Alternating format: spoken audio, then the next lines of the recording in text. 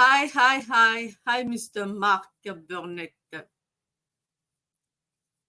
Can you hear me, Mr. Mark Hello. Burnett? Hello. Yes, I'm hearing you. Hello, Sylvie. Nice to see you again. It's Nice my to see pleasure you to. too. Oh, go on. Everything cool? Yeah, go on. Everything's cool. You know the platform actually. You know you Yes. are one of our best servants in with this community actually. So I want to thank you for everything you have done for the community. And today we are going to talk about you and your book. Okay, I am Sylvie. I will be your host for today, and I am also a Benin ambassador for the PMO leader. And I want you to help me welcome Mr. Mark Burnett. Yes, from Jamaica, actually, right? I am, yes, from Jamaica, Kingston, Jamaica. Great. So, without further ado, let us dive in, okay? Mr. Mark Burnett, um, not so long ago, you became an author of a book called The Ambidextrous Project Manager, okay? And this book actually introduces the concept of balancing creativity and structure in project management, which feels more relevant now than ever. So can you share with us, with me, with all the participants actually, the inspiration behind this concept and why it's so crucial for PMOs to adopt this mindset in today's rapidly evolving business landscape? We can hear you. Unmute yourself. Yes, it's a pleasure to be here, Sylvie, and definitely. So I would say it's just it's life, Sylvie. It's really life. So I remember when I left university in the early 2000. There was a big boom in the telecommunication industry here, and so I started out as an accidental project management professional. So that's where I got introduced to project management. And then fast forward, unfortunately, I was working at this particular company. And on this particular night, I was in an accident. And the next thing I know, it's, I don't want it to be too graphic here or anything like that. But the next thing I saw was just skin holding up my right arm. So I just thought I would have lost my arm. At that time, I went to all the medical facilities here in Jamaica, and what I heard was there wasn't, we were not able to help or to support you because the situation is that serious. And so this was when I identified that, you know, I was actually fighting my struggle as a project manager. And I was doing it as an ambidextrous project manager because I wasn't able to use my right arm. But at this point in time, I developed other strengths within me as a person, you know? So, yes, for example, I had a way how I used to operate. I had a structure, I had a mindset, but in this situation now, I had to be very creative and innovative, you know. And so eventually I was transferred to this particular facility where I built a relationship with the doctors and they were able to support and help me. And it took 6 months. And I got out of the hospital, and then I started to apply the principles that I gathered in the hospital, and I have traveled 30 islands, 30 plus islands, 19 countries in the West Indies. And this was when I started to apply the principle. And then it was just early this year that I said, Mark, you need to share your story with the world. And so the concept, the birth of the ambidextrous project manager, and then I wrote about how ambidextrous project manager can support not only projects, but it can support people and it can support community. Because if you look at life today, I mean, creativity and structure, how can you have creativity and how can you have structure at the same time? So it's just that ambidextrous mindset, that ambidextrous thinking, that thinking of, you know, looking at what you have, but also bring other, collaborate and partner to and be flexible to bring other skills on board. For example, we're in the age of AI. So we can use the people and we can use the AI at the same time, not only the AI, you understand? So this was really the mindset and the inspiration behind the book. And you without knowing, even answer my question, because I have other following question for before the after the first one. But now that you talk about, you define creativity, you also talk about structure, you also talk about um uh, like how PMOs foster a culture that balances creativity and also structure. You talk about it, you just briefly talk about it. So let me just quickly go to my next question, which is the following. This year themes actually is PMO for a changing world, correct? So how does your book help PMOs meet the challenge of constant change, such as new technology, shifting markets, and evolving customer expectation? Yes. So yeah, I think the book is can support, as I said, not only just projects but people and the community. So in the sense of, you know um there are ways to tap into our human side. There are ways to tap into our human side, and I believe, like, as much as we have the governance and all the structure that is around the PMO and the business operation, I think in times of chaos, in times of adversity, one of the things that we need to do is to rely on us, on ourselves as people, as human beings, as partners, build relationships. This is very, very important. It doesn't matter how many technologies you have inside the company or the AI tool, because, for example, AI can do so much, but at the end of the day, you have a difficult customer. The AI cannot interface with a difficult customer. So, how the inspiration from this book can help our PMO and our environment and our community is by empowering the human skills, like the power skill, which is from the human being, like, just to collaborate and tap into our ability to, you know, build relationships with each other, trust each other, and then leverage those skills with AI to become more customer centric and stakeholder oriented. Because if you don't have this within the PMO, it is not possible to be adaptive and flexible and to be customer centric and deliver the benefits that are required by the different business areas. So let me ask you a question. What are the indicators that help you make a choice when it comes to, that actually everything is uncertain in this modern time, like in the project landscape, okay? So how can PMOs decide when to learn more into, like, lean more into creativity versus structure? Because you see a lot of things happening. We are talking about AI. So how PMOs leader actually will be able to make the best choice when it comes to, like, should they just keep being structure, or maybe put in some creativities, or maybe mix both of them? Yeah, I understand. From my experience, Sylvie, what I can say, you cannot plan creativity. And so how do you know when you need to be creative? It's when things get tough, when you have adversity, when things are uncertain. So you have all the structure, but things can get tough. Things can really get tough. It can get uncertain, turbulent times.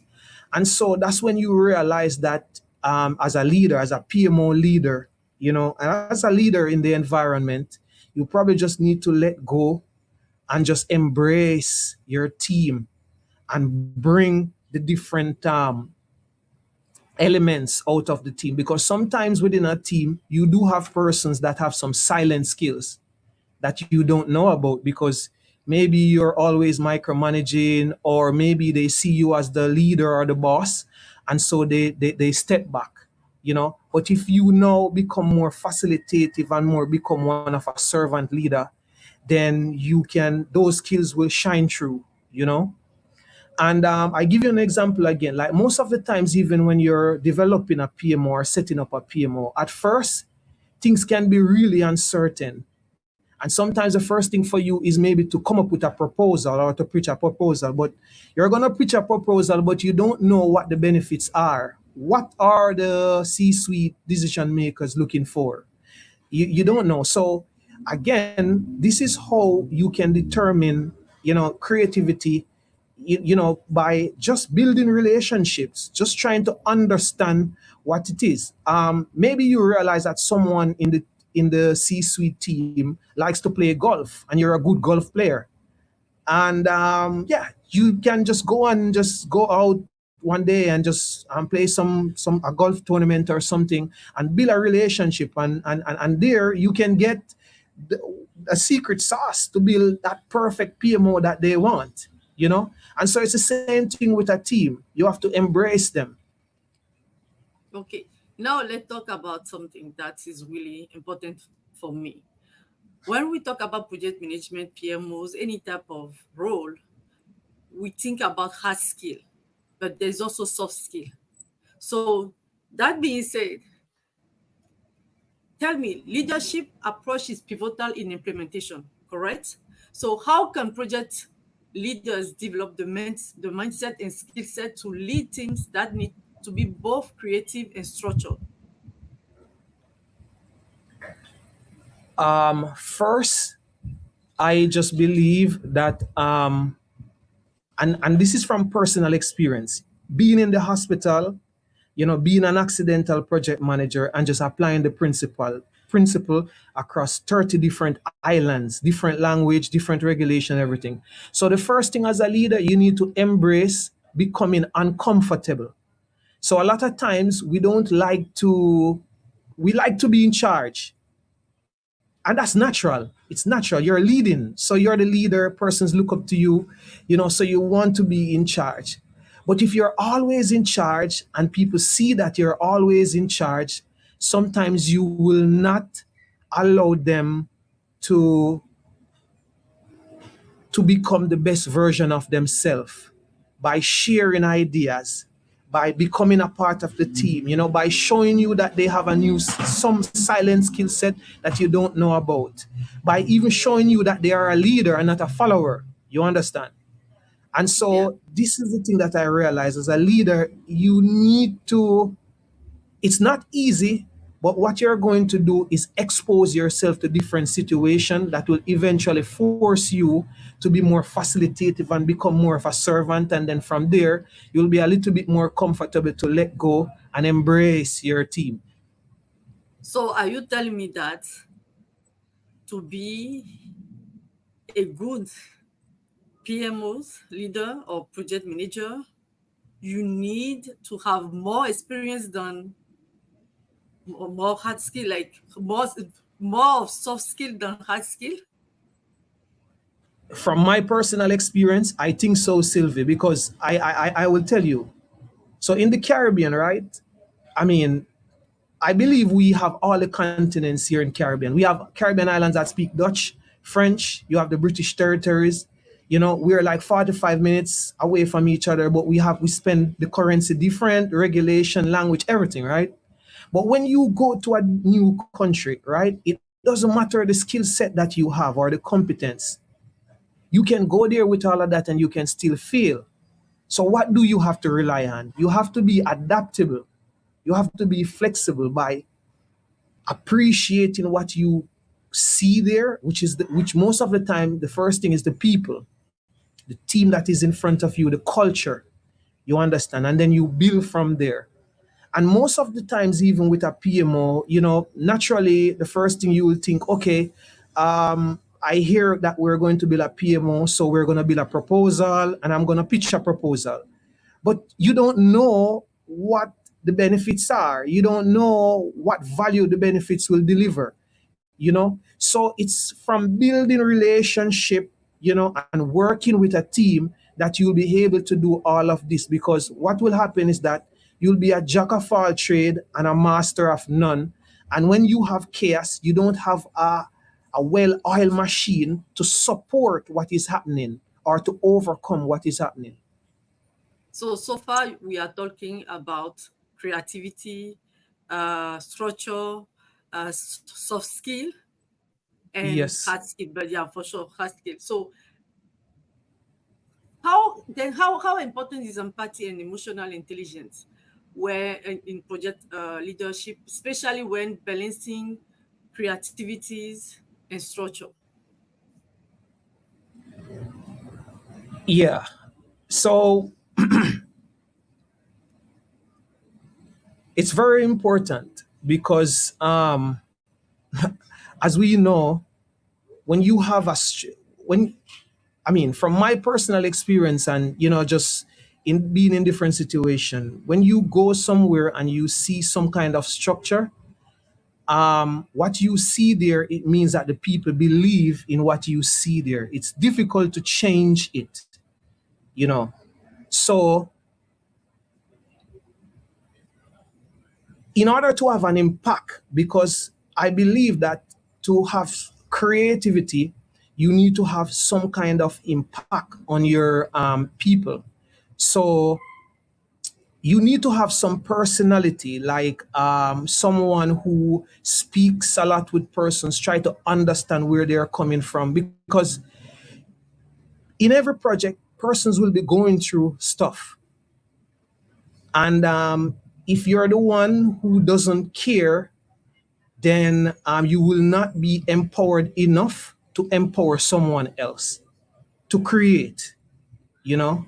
And so this is what I observe. So I would say empathy is very important because it allows you to understand where the team players are coming from. And likewise, you're also sharing yourself with them as a leader too. So there are times where maybe you don't know how to do something, but by showing them that you don't know how to do it, but maybe they have the skill set to do it and you will work with them, that in itself will force them to go a bit out of their comfort zone, which is most time the structure that they are used to, and become more creative. And then, as I said again, like even just being empathetic enough to show your team that you're not a boss, but you're a team player.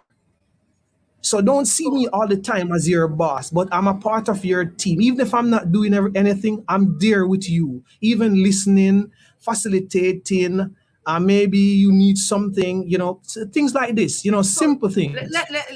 let me stop you there, So are you saying that we should be vulnerable with our team member, and how to act when one of them, two of them, or three of them are really disrespectful and are playing crazy, and we cannot even control them and push them to do or push them to do what they need to do, like to play their role and do the part of the job that we ask them to do?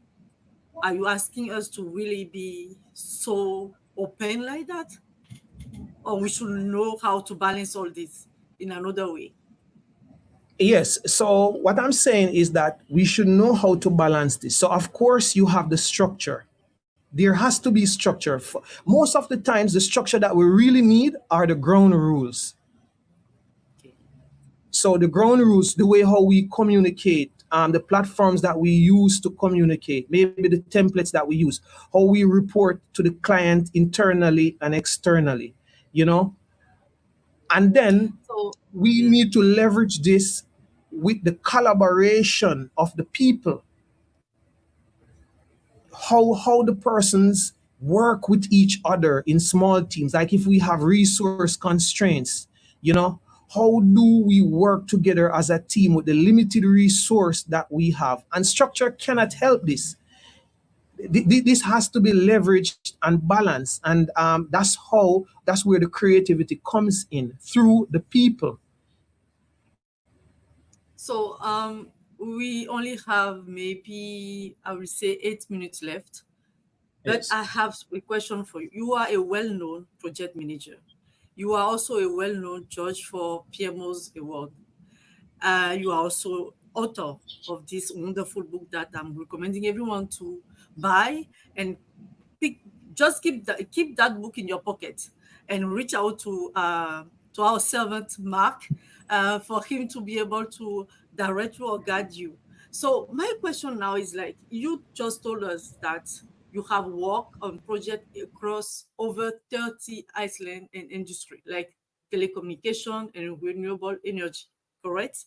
So what could you share with us right now based on your story, your personal story, how you learn into that world of project management, your professional experiences, and everything that you observe around yourself?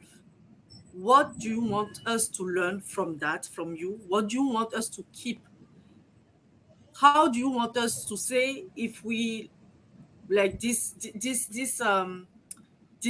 conference just ended, and then we found ourselves talking with our friend or our colleagues? What do you want us to say about you to those colleagues? What type of lessons should we keep in mind with all this that you told us?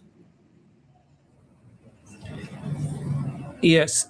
So I just want to just share in one sentence that project management is,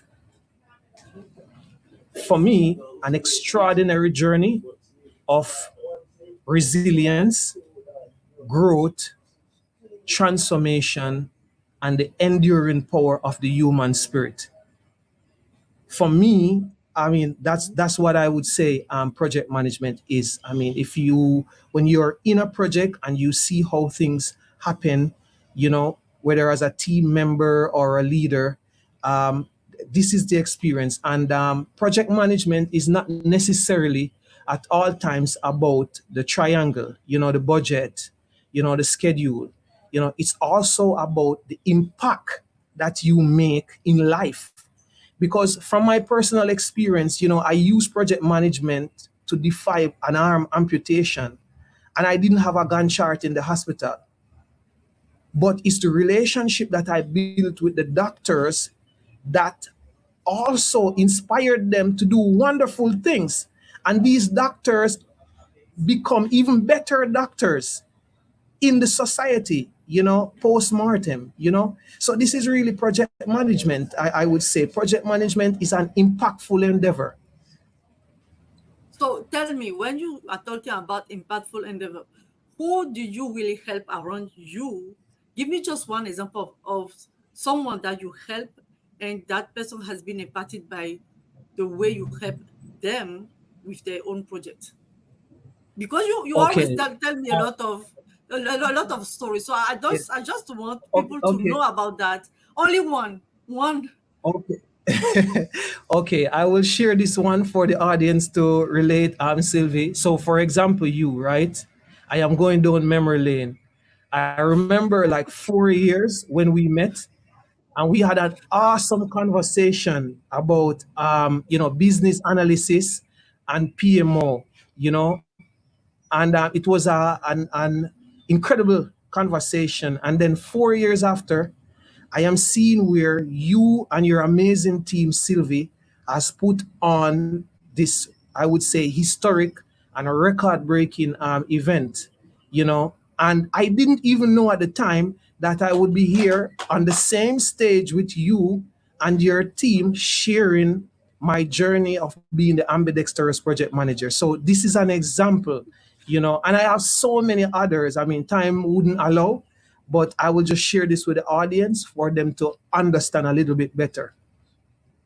I wish you gave another type of example, because I know how impactful you are, and you have impacted me so much that I am here, like you said, today, talking with you and questioning you about this amazing book. So before I let you go, I have one last question for you.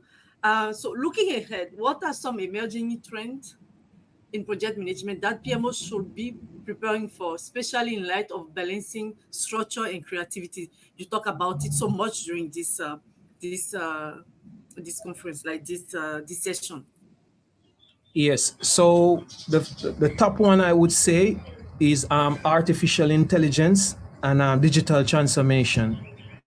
I believe the PMO community will benefit greatly from this area and the skills that it can provide, enhance human beings with. So one of the things that we should do, we should be open to leverage the power from the human side and the AI side. The other one is diversity, inclusion. So we're in a digital world now. I mean, a lot of business environments, they have gone remote. So it doesn't mean that because we are remote, we shouldn't be able to work with each other. We should embrace this discomfort, and develop innovative ways how to learn from each other, grow with each other, and make a bigger impact on the business. And then another way I would say is building a community. So a lot of times when you go into a business, you don't hear the word community. It's just about KPIs. It's just about delivering results. But it's very important to build a community. Just the same way how we have our community here, project management community, where persons can feel inspired by others. You have resource persons can benefit from mentorship, coaching, training. So you could have this a part of a PMO as well. Most of the times when PMOs are built, you don't hear the word community, and so I think this is very important. One, AI, using AI more, and then diversity and inclusion by people working with each other, different culture, different language, and then thirdly, community, having a community. We are at the end of this session, but I don't want to let you go because I have so much question for you. But I think I can still use 1 or 2 minutes. 1 or 2 minutes. So tell me, okay, tell me something that uh, because we like navigate through your life, your professional experiences, your point of view on how you are seeing AI and the PMOs and all these things. Are you afraid of AI taking away your job? Even if you are talking about all this, are you afraid of it? Because I know a lot of people who think like that. No, no. I am fearless of AI. And what I do, I embrace AI as a new friend. You understand? Because why? AI is adding value to me because we're in a fast-paced, busy world, competing priorities. So you will need AI to support with repetitive task. It will help you this kind of way. But one of the things that I notice is that if you don't have, and AI needs us as well, because the information that you put in the AI will help you to give you the results that you want. It cannot work by itself.